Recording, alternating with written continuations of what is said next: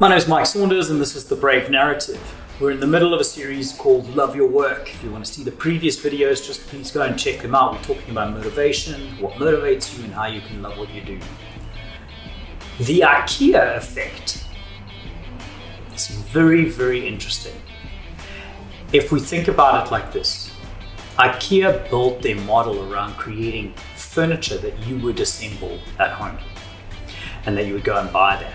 And so if we bring that into a South African context, we think of like Mr. Price. Now, I go down to Mr. Price and I look at a shelf unit on the floor and I go, that would look beautiful inside my home. And then when I ask for it, I don't get the shelf. I get flat packed furniture in boxes that I've now got to take home and pull out screwdrivers and hammers and everything and try and figure out how I'm going to build this thing.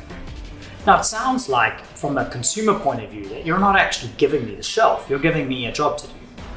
But what's weird is that evening, after I've finished and sweated and slaved away at trying to put this thing together and done it like 3 different times because I don't actually know what I'm doing and I never really follow the instructions. But once it's in place and it's up on the wall or it's against wherever it is going to be, and I invite my friends around for dinner, guess what I am most proud of?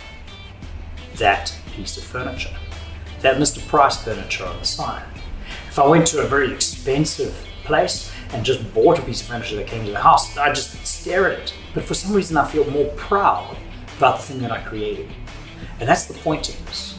If you want to love what you do, spend time creating, spend time putting into something. Fix the broken processes, create new systems, build product, make things happen that you are proud of. When you do that, you will do great things in your business and you will feel motivated to do more and you will love your work.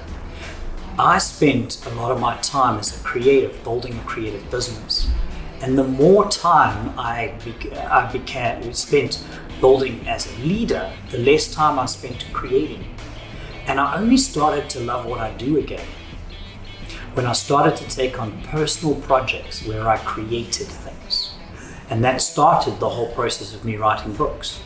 It created a sense of purpose and love for what I do again.